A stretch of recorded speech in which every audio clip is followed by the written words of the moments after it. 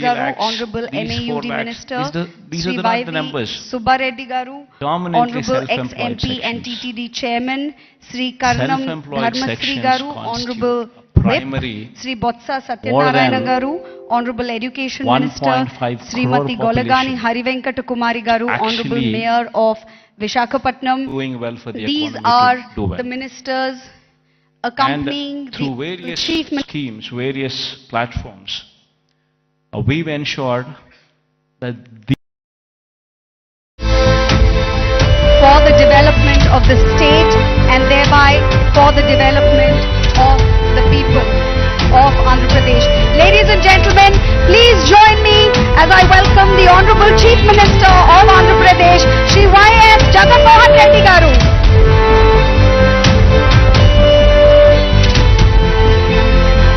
Thank you very much, sir, for joining us. On behalf of the people of Andhra Pradesh and on behalf of all the industrialists, the industry leaders, business leaders and entrepreneurs who are gathered here today, I would like to thank you for creating an atmosphere for both development and dialogue, of which was born the Development Dialogue of Andhra Pradesh 2024. May I request you, sir, to please engage with the audience and tell them more about this initiative in your own words.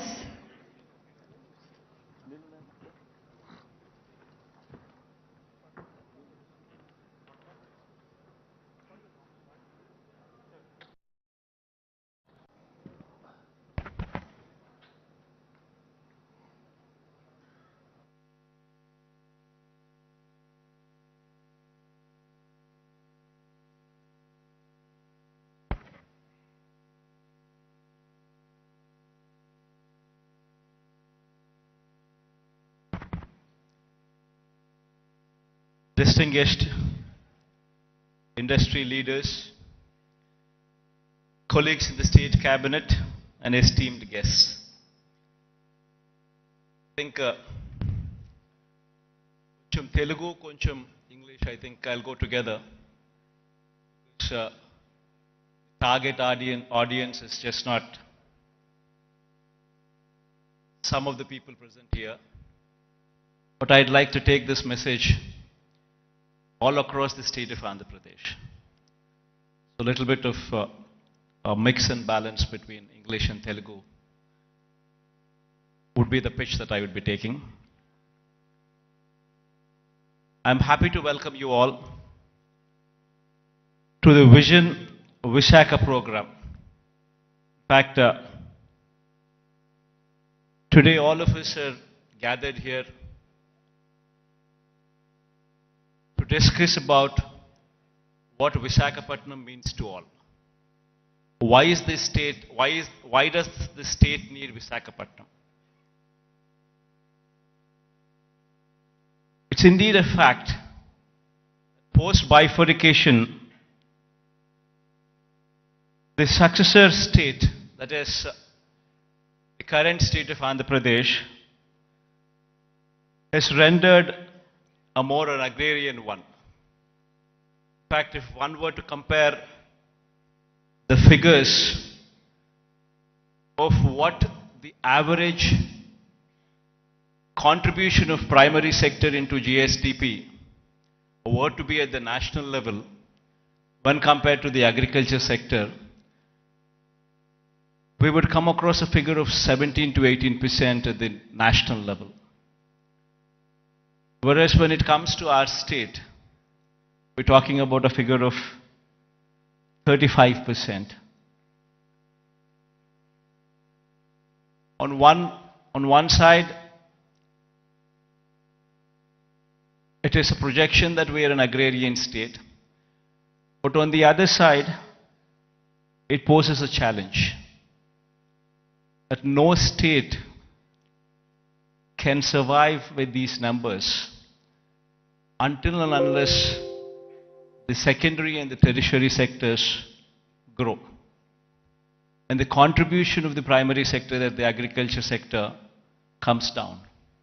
That means the growth should take place in such a way that the secondary sector and the tertiary sector continues to grow in a much faster pace than the agriculture sector.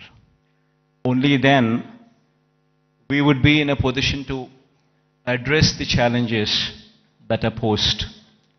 Only then you would see better growth rates. Only then you would see a situation where you can talk about economic boost. In fact, so much so is the challenge posed by the bifurcation that in fact we have lost out on Hyderabad. Now why is it that Hyderabad is so very important to us? And why is it that we losing Hyderabad has an impact on the state? Every state, for it to progress, you need to have an economic engine. And that economic engine, for decades, to our erstwhile state, was Hyderabad. In fact, to give a perspective, the central government those days used the public sector as the main vehicle to stimulate economic growth. In fact, if we were to see the institutions such as IDPL, NMDC, NFC, IICT, and so forth, they were all set up in Hyderabad. Because of the fact that public sector undertakings, these huge investments, came up in Hyderabad, Hyderabad as an area grew beyond any other place in the state. That is the reason why, but once these kind of institutions come up, then automatically it leads to a transformation. It leads to better salaried employees coming out of that location, coming out of that place, which in turn leads to a cyclic effect where better institutions would come up, overall economic growth takes place, and then the city starts moving and growing. Unfortunately for us, it so happened that 90% of the entire PSUs, which to the erstwhile state of Andhra Pradesh, have all come up only in Hyderabad. And because of that, Hyderabad grew at a much faster pace than any other place in the state. In fact, so much so that the services sector in Telangana, for instance, is now currently positioned at a 62.87%, the tertiary sector, whereas the national average is 55%. And in the same, the tertiary state of Andhra Pradesh, we stand at mere 40%. So the agriculture sector, what should be at 17% as a national average, we are at 35%. The services sector, which is the tertiary sector, which should have actually been at 55%, which is the national average, we are at 40%, whereas Telangana is at 62.87% of the state's GSDP comes from just the services sector, that is the tertiary sector, and predominantly from Hyderabad. So until and unless you have a similar kind of situation, the Andhra Pradesh's economy, we will never see the rise of the services sector.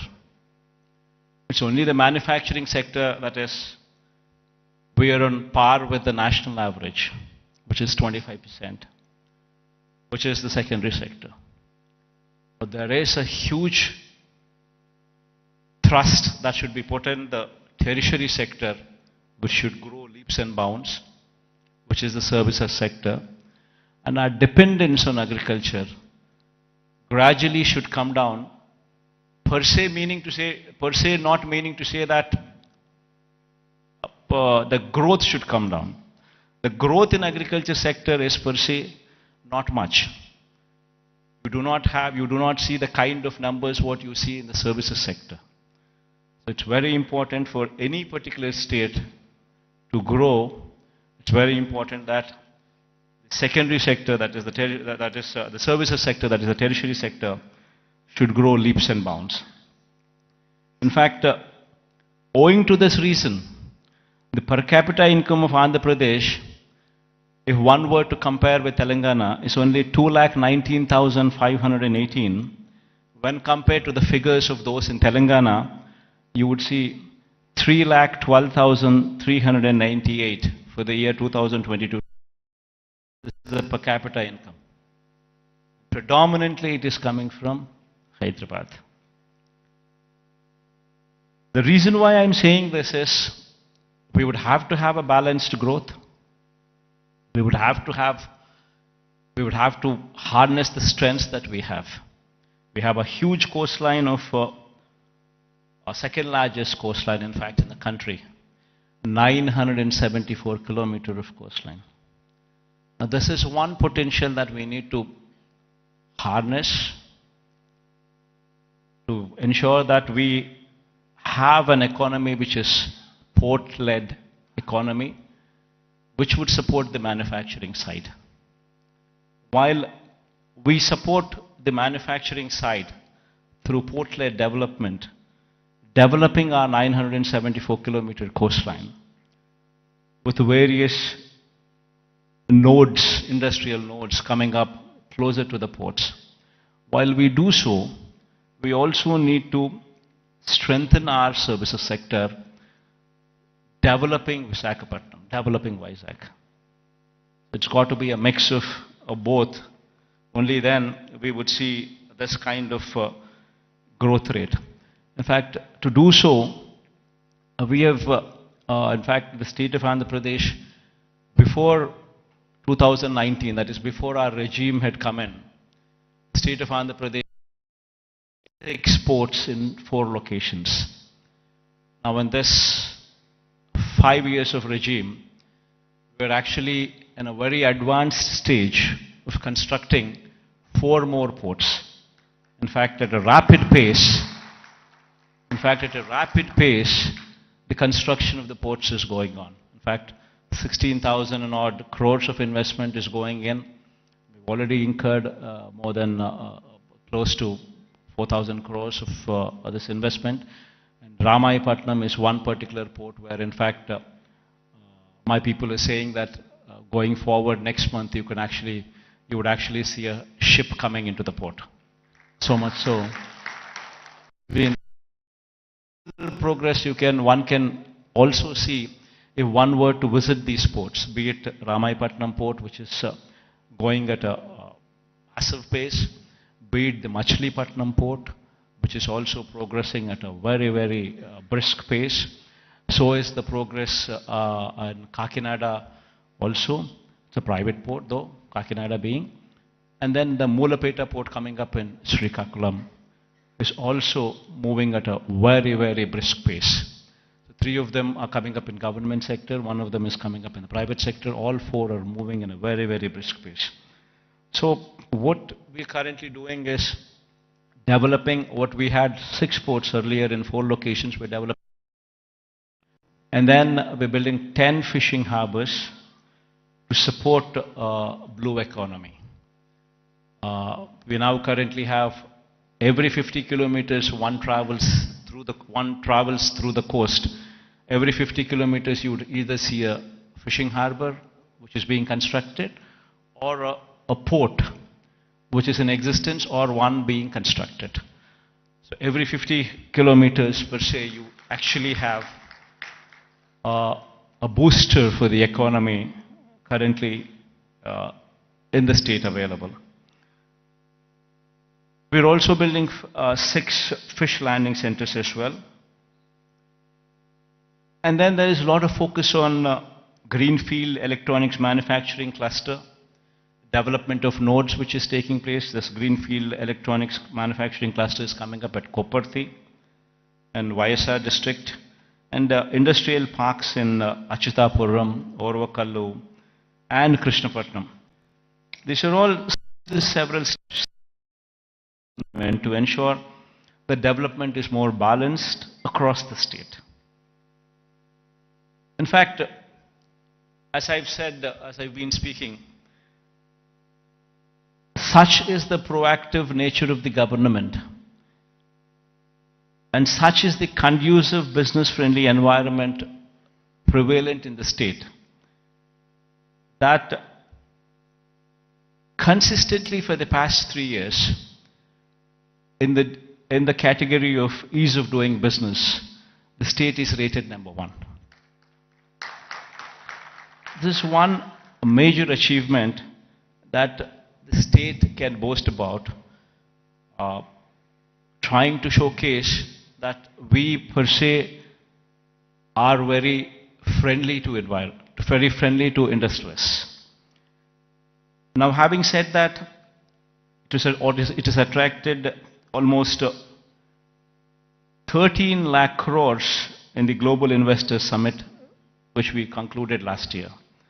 352 MOUs were signed, an employment potential of close to 6 lakhs. And at a brisk pace, these MOUs are being translated into reality. In fact, out of 352 MOUs that we have actually signed, in fact, 39% of these MOUs have actually translated into actual commissioning of the plants. So at a brisk pace, these things are happening, and we have also been, the economy per se, if one were to look at it, just doesn't come with only the elite or the aloof or the big manufacturing sector alone coming up. It's got to be a mix of everything.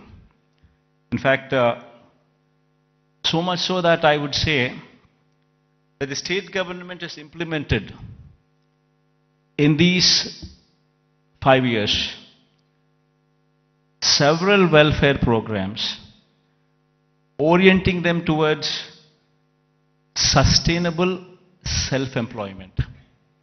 In fact, every scheme of the state government, if one were to notice the schemes, especially the welfare schemes, one would be surprised to see what kind of a transformational bearing these schemes have. To begin with, everything is DBT, direct benefit transfer, where there's no middleman in between, where everything is transparent and there's no corruption there. Now, having said that, every scheme is hand-holding women. So much so that every scheme is translating. Say, for instance, I speak about Cheyuta as one particular scheme. The scheme actually narrates hand-holding women, the same particular woman, consistently for 4 years, every year giving 18,750 rupees for the same woman. So in 4 years' time, you actually handhold the same woman, giving every year 18,750 to the same women. While we are doing that, we ensured that there is a bank tie-up also coming into picture. We've also ensured that big companies, starting from Amul, to ITC, to Reliance, to Procter & Gamble, to such kind of big companies also partnering with these women in sharing opportunities, in showing them livelihood opportunities. So it's a mix of the same women so that these women stand on their feet.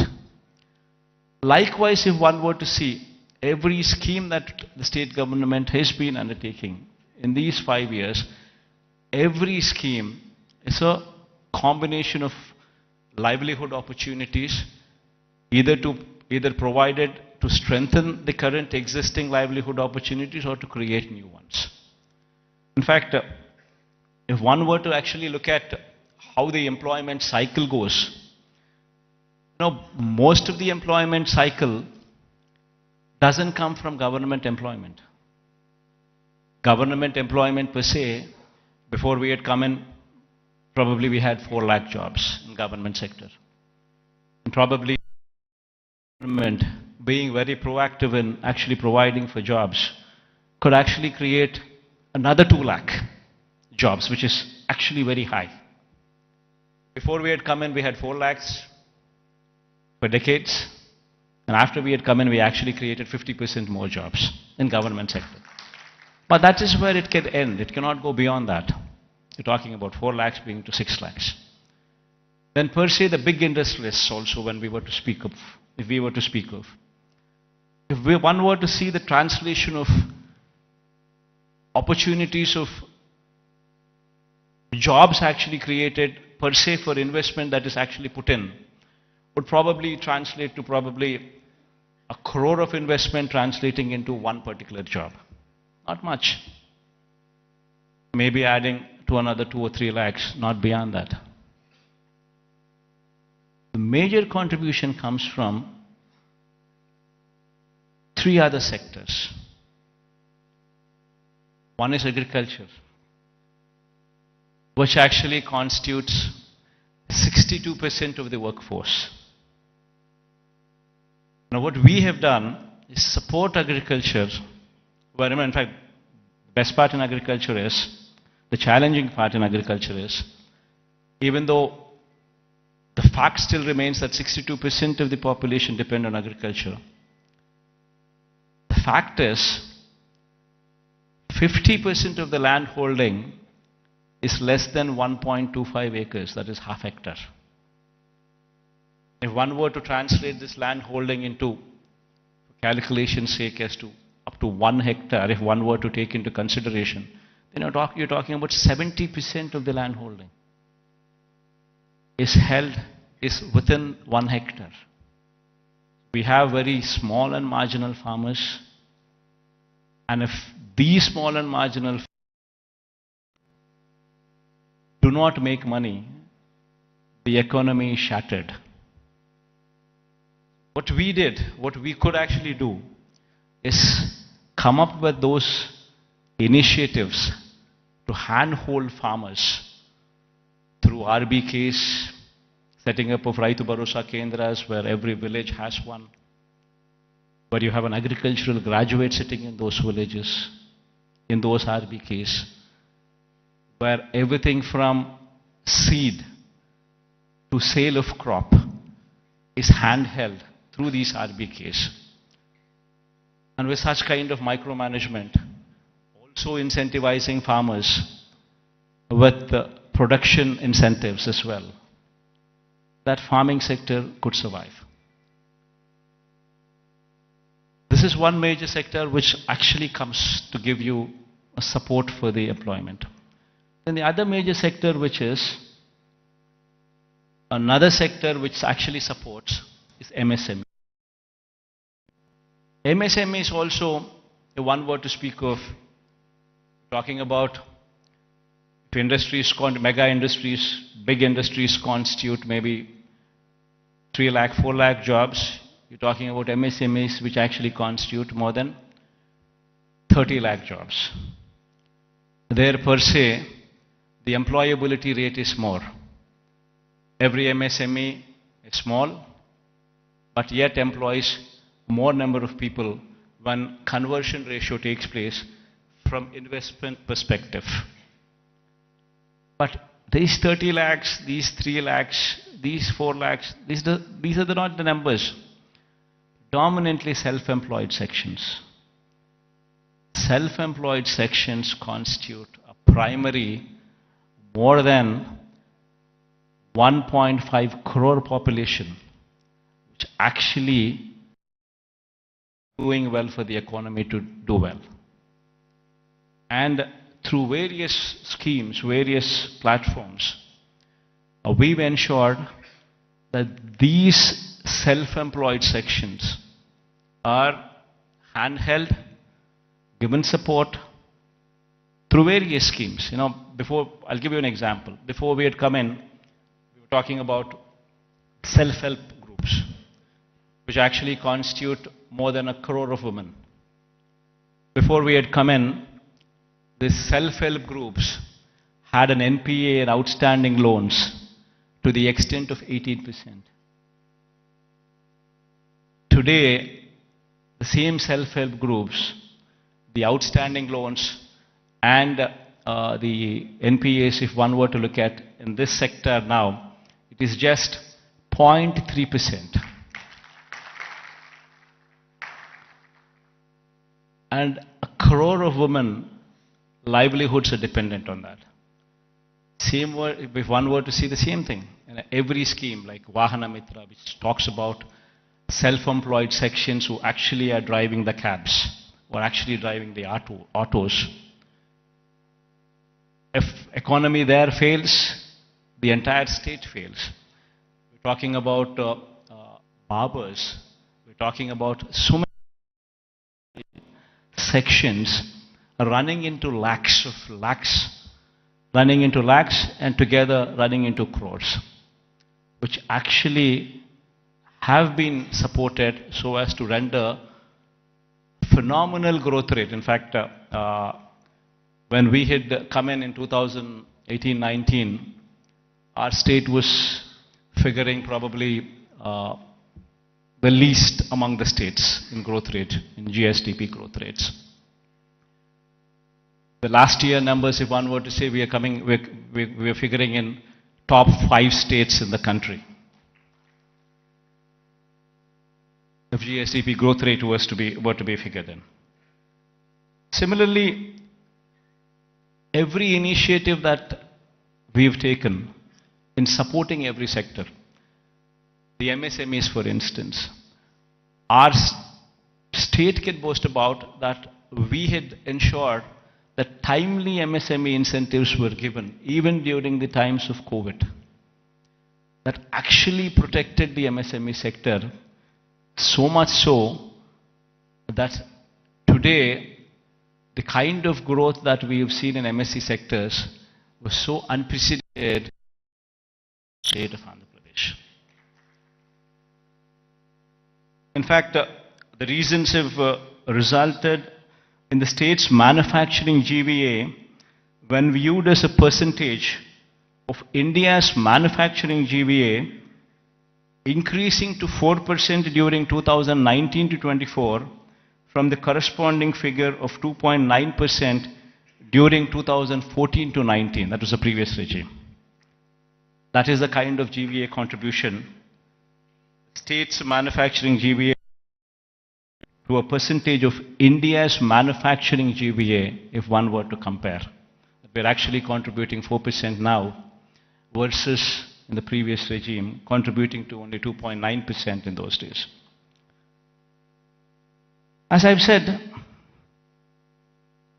the state's services sector contributes to only 40% of the state's GVA when compared to the national average of 55% and when compared to Telangana's state's average of 63%.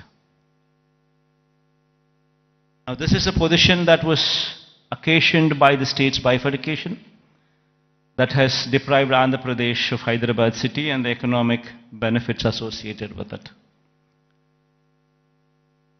Now, how do we bring about a change that would actually help boost the state's economy?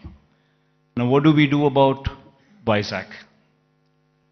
Now, how do we boost VISAKH's growth story so that ultimately we come across a situation where at least 10 years down the line, starting today, at least we compete with Hyderabad, or we compete with Bangalore, or we compete with Chennai. So what exactly does Vision VISAKH, Vision Visakha mean? So until and unless we think in those terms, until and unless we have passion for this particular place, for this particular city, this vision can never be visualized, can never be obtained, can never be realized. A lot of people, in fact, when I speak of these words, when I say, the first thing what anybody should be doing is to come and stay here as a chief minister. If I were to say this, unfortunately we have an opposition in the state. We all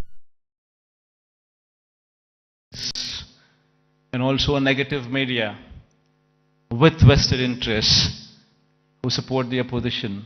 I think many of you also are aware of it. That they make such a hue and cry that in fact that we shifting over to Vizag, they try to make an issue out of it, saying that somebody is coming to Vizag because they want to grab the lands here. They want to do that, they want to do that. And these kind of stories shamelessly are written, shamelessly are projected. And all for what? So they don't want the chief minister to come here. They go to the court, court cases are filed. All for what? They don't want chief ministers to come here. Now why? Because the chief minister comes here, will grow. Because there's ownership which is going to come for this area. There will be a christening of the city as executive capital.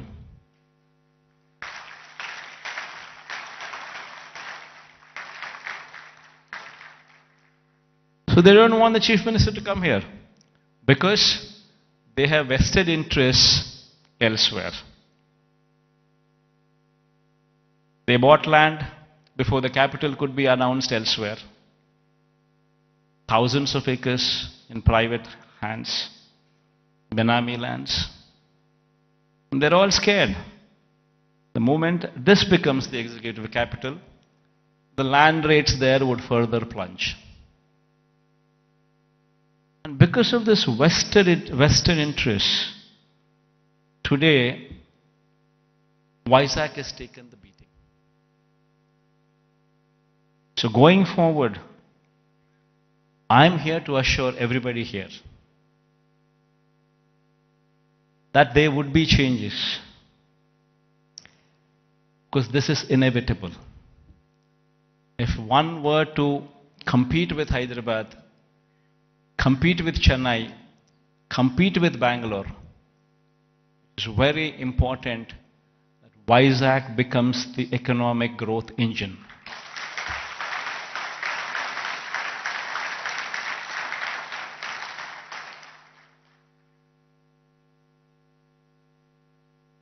That is, in fact, if I were to have any vested interest, probably I would be speaking about Kadapa.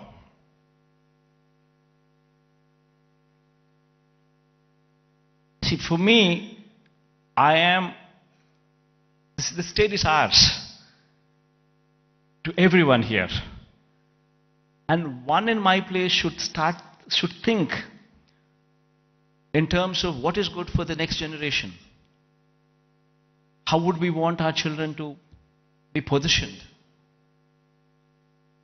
How are the state's revenues going to be?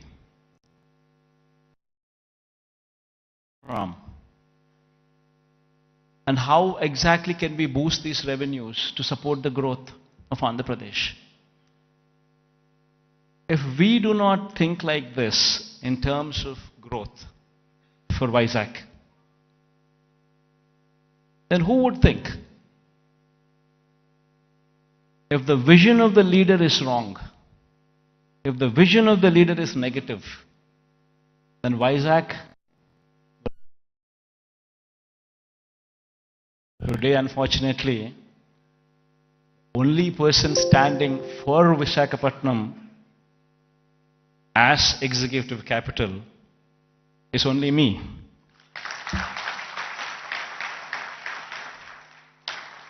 Unfortunately, this is the reality.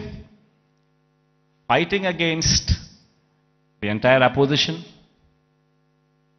fighting against vested interests of the media, everybody wanting that Visakhapatnam is not declared as executive capital. This is the reality. Everybody should keep this in mind, understand this reality. Now moving further, Vizag would have to develop. I'm assuring you, cases going on, we have so many people trying to oppose everything. But I'm assuring you, post-election, my stay would be in Vizag.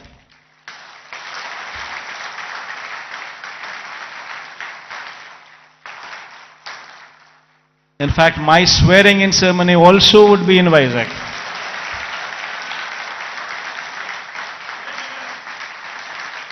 This is my commitment to Vizag. And now, what is the vision for Vizag? See, we need to have a 10-year vision. We would have to own this city, christen the city as executive capital, become part of the city, and have a 10-year vision. You know, we need to have a roadmap which is workable, which is doable. It cannot be a roadmap where we just dream big but yet achieve nothing, because it is impractical. Not so. We need to have a practical solution, we need to have a practical approach, and we need to have a vision which is realizable in 10 years' time. Of course, this vision is one vision which cannot be alone done by the state government. It would have to be the state government, it would have to be the central government, it would have to be a PPP model, it would have to be encouraging private people also to become part of the vision. All these people become part of this vision, only then we can realize Vizag is the next competitor in a decade's time to Hyderabad, Bangalore or Chennai. In fact, why I was opposed to the idea of having Amaravati as a capital. There is nothing against it.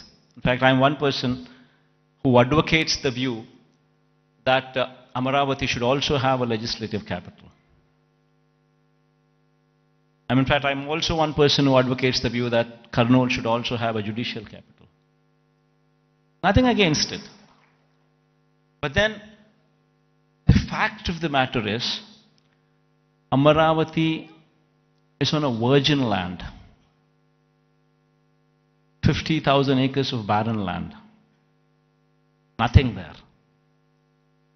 And according to them, just to provide for the basic infrastructure, that is these roads, the water, electricity, and these kind of basic infrastructure alone, according to their own calculations, with the DPR that they have produced, costs almost 2 crores per acre, which is on a 50,000 acres of barren land. If one were to just lay these basic infrastructure requirements put in place, we're talking about 1 lakh investments, 1 lakh crores of money, which would have to be put in before any buildings could come up or before we could talk about anything else other than the basic roads or the basic electricity or the basic water or the basic stuff. Now per se, does anybody have 1 lakh crores to be pumped in And if this 1 lakh crores were to be pumped in today, it's going to cost 1 lakh crores. But if this 1 lakh crores would be pumped in maybe in 20 years' time, presuming 5,000 crores of outlay every year, approximately, what one could actually probably afford. So there's nothing there. Then you're talking about 20 years. Then in 20 years' time, 1 lakh crore probably would become 7, 8 lakhs or 10 lakh crores. The expenditure what you thought about as 1 lakh crores today, in 20 years would actually be 10 lakhs, 15 lakhs.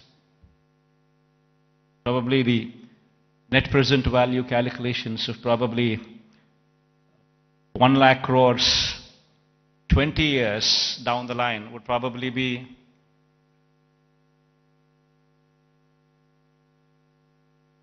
one were to calculate 1 lakh crores today, 20 years down, it would be 10 lakhs, 15 lakhs, 20 lakh crores.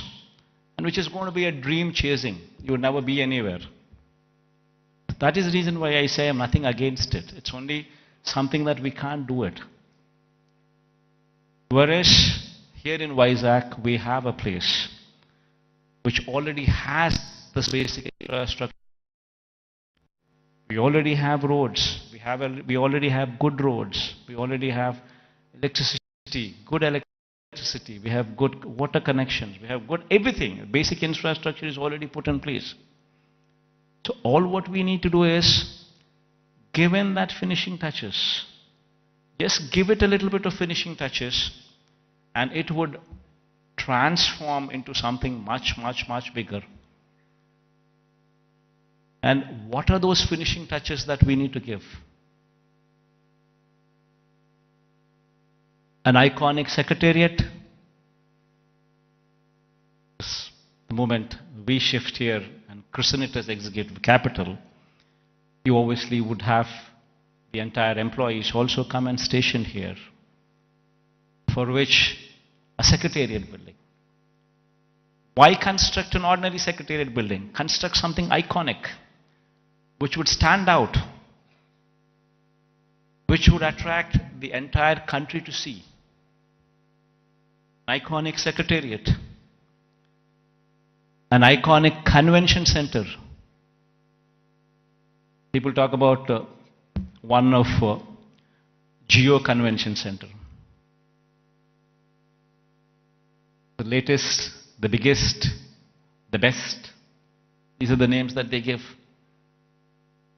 If we have something like that, not much of a cost. Why can't we have one here so that the entire world, entire country looks up?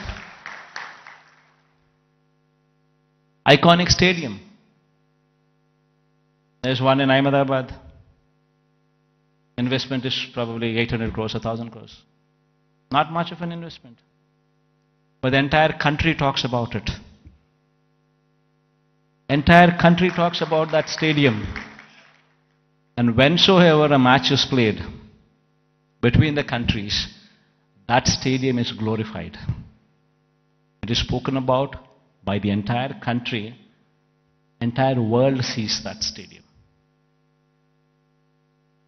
All these that I speak about are iconic. All these, if they were to be commissioned, would actually pitch Vizag on the global scale.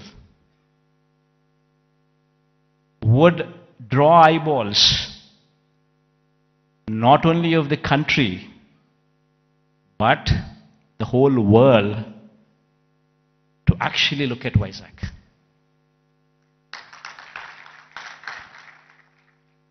What we have envisioned for Vizag, iconic secretariat, iconic convention center, iconic stadium, Institute of Emerging Technologies.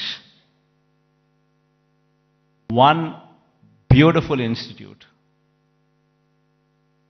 wherein the talent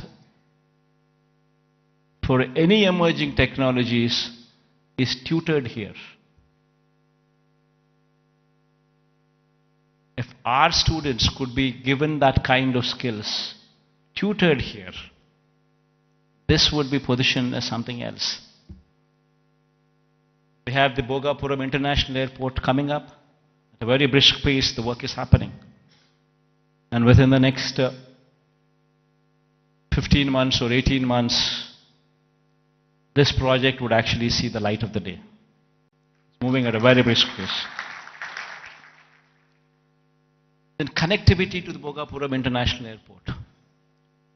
A 6-lane beach corridor road with beautiful green lawns on either side of the roads. 6-lane road to Bhogapuram International Airport. They're talking about a metro rail. Our Vizag is probably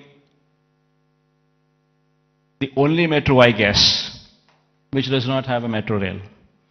So getting funds for metro rail per se, I don't think it's that difficult.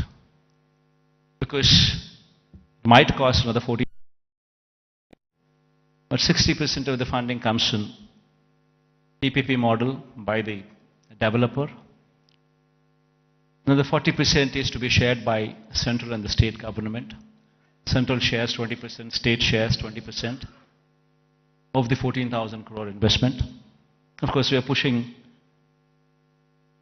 for the entire 40% to be borne by the central government. That's a different story. But even if that doesn't happen, we're still talking about 20% contribution from the state government. And then you could actually see a 14,000 crore metro rail project also take off.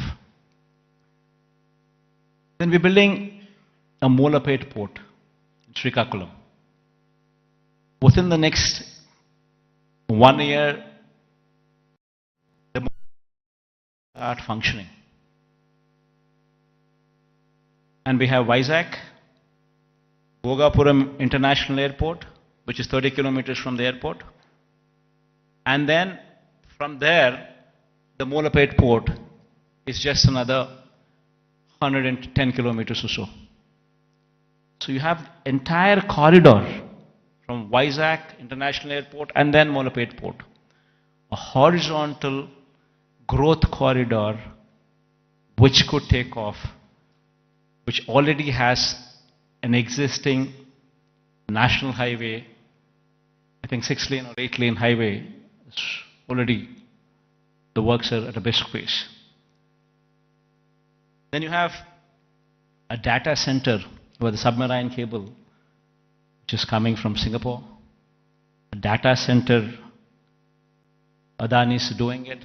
A huge investment, 27,000 crores of investment is coming there. And since it's a private investment, and Adani is doing it, the works of the land from our side, everything that needs to be done is already done. They've already started the work, the plans are submitted. Next 5-6 years, in a staggered way, in a phased manner, they would actually ensure that this project also comes up. Then you have hospitality industry, which also needs to be looked into, which also needs to be given a little bit of boost, for which we have ensured that Oberoi and Mayfair groups are given certain bits of land for them to develop 5-star plus resorts here, as well in Vizag, where Vizag is short and it doesn't have resorts. It has some good hotels, but it doesn't have resorts. So this 5-star plus category resorts by Oberoi or Mayfair would actually bridge in that gap. The land has already been given to these private people and they're already on the verge of starting the construction, and within the next 2 years or so you would actually start them, you would actually see them commissioned. Then NTPC Green Hydrogen Project. This is also around about 30,000 crore investment of NTPC. This project, fortunately yesterday Prime Minister virtually laid the foundation stone. So this is also going to be a reality. So all these that I just spoke about, they're not things that cannot be achieved. All these things can be realizable. Within the next 10 years, in a staggered manner, we would see all these things coming up. Because all these things that I spoke about are not big. Something which is unimaginable. No, not so. All these things are realizable because they're not something, they do not post those numbers which would actually say they are not realizable. And there is of course one aspiration what I'm trying to negotiate with the Prime Minister also. This thing goes well, we would have this as well. A high-speed rail corridor from Hyderabad passing through Vijayawada, then Vijayawada to Bangalore, passing through Kurnool and Kadapa. But this is an aspiration. If it happens, it happens. Even if it doesn't happen, 10 years is a big enough span for us to pursue that it happens. Even though this is an aspiration currently with us, the rest of the stuff that I spoke about are all realizable. So with all these things coming up in Vizag, and the Chief Minister coming and stationed in Vizag, it would attract a lot of people to come and settle down in Vizag as well. And Vizag in 10 years' time, with all these iconic buildings taking shape, would actually compete with the best in the world, with the best in India, definitely for sure. In fact, my people have gone ahead and given a presentation to this effect. We can all watch, myself included. I'll also be sitting with you on the other side. Let's cheer the officials also for actually putting in this kind of energy and effort, because it takes a lot of passion to actually be involved. What needs to be done for Vizag, how do we do it, and it takes a lot of passion.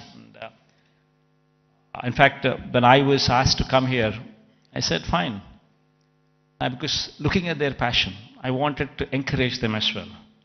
And I also wanted to give a kind of confidence to the people of Vizag in particular, that yes, Vizag, in spite of all the difficulties and hurdles that were posed, we will prevail, we will survive, and we will bounce back, is what the final message would be.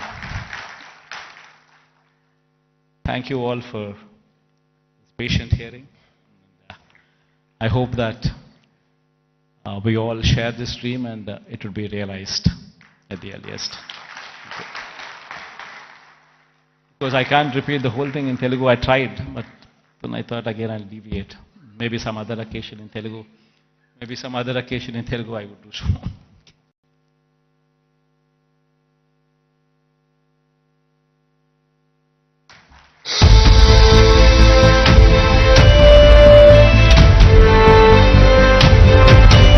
Thank you very much to the Honorable Chief Minister for that really confidence-inducing talk about his vision for Visakhapatnam and thereby the development of Andhra Pradesh.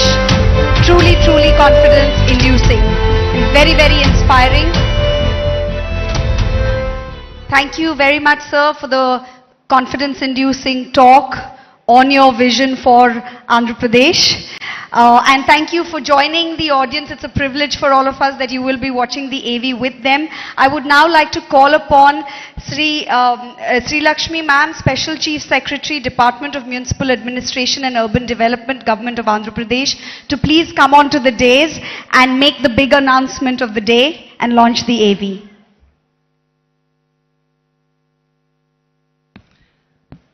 I thank the Honorable CM for his brilliant address on his vision for the development of Andhra Pradesh and Visakhapatnam. As part of the development roadmap of the state, we now present the development plan for the next 5 years for Visakhapatnam and its hinterland, a magnificent film titled Vision Visakha. The film encapsulates the plans for the development of Visakhapatnam by the government by partnering with the private sector, by facilitating the private sector to grow, and also by taking up various schemes by the government.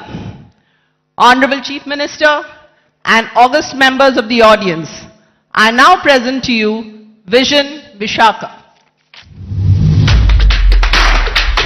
There are very few cities that have emerged as the business and financial nerve centers of the world. New York, London, Frankfurt, Dubai, Hong Kong and Singapore have established themselves as prominent global centers for commerce and finance. In India, Mumbai on the west coast has emerged as a major business and financial center. However, its rise has now been constrained by overpopulation, lack of ease in doing business, infra-congestion and limitations in real estate.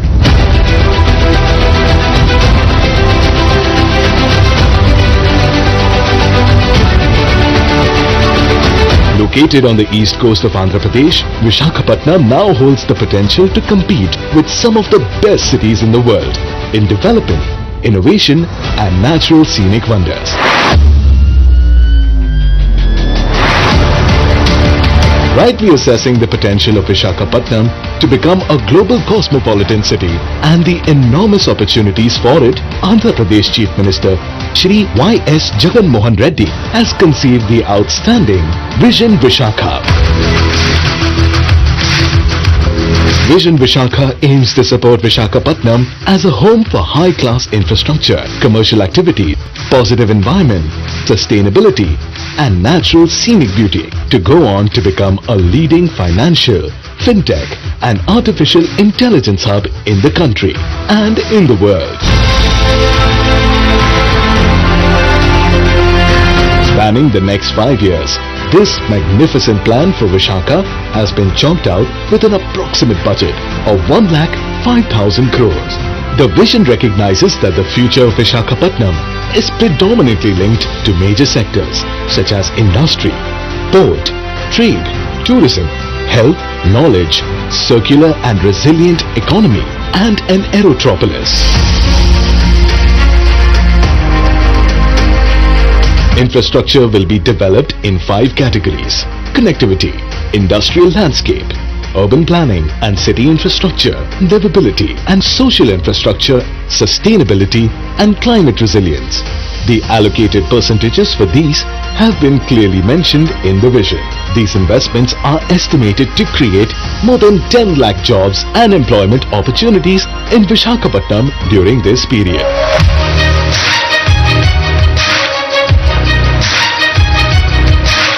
Connectivity infrastructure projects in relation to national highways include 12 flyovers, 6-lane beach corridor, 6-lane road from Sabbavaram to Sheelanagar and road construction projects from Sheelanagar to Visakhapatnam port. A total of 8,980 crores have been proposed for the same. With respect to the road network, a total of 12 projects including new roads, widening of roads, footpaths, facilities at junctions, pedestrian requirements, alternative route to Simhachalam, rail overbridge, bus shelters and more have been proposed with an investment of 1,906 crores.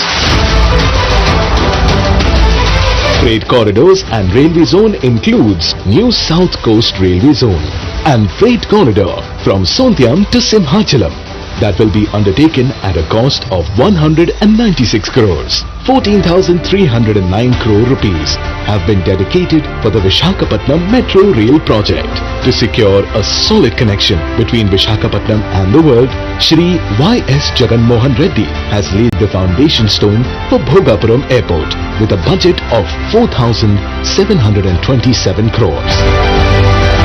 A total of 33,080 crores have been allocated for over 30 projects in Vizag region, including 20,225 crores for the establishment of NTPC Hydrogen Park.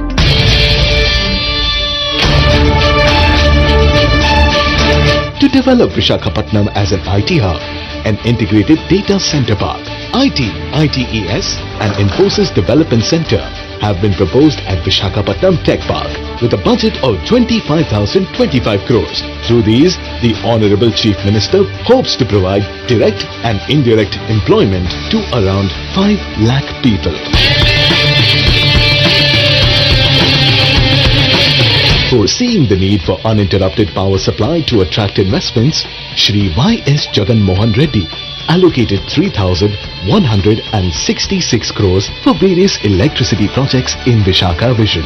In relation to urban planning and infrastructure of the city, investments of 975 crores are dedicated for fresh water supply projects. 1,550 crores have been proposed for an underground drainage project and 153 crores are allocated for the development of stormwater drains in the city. As far as livability and social infrastructure is concerned, 100 parks will be taken up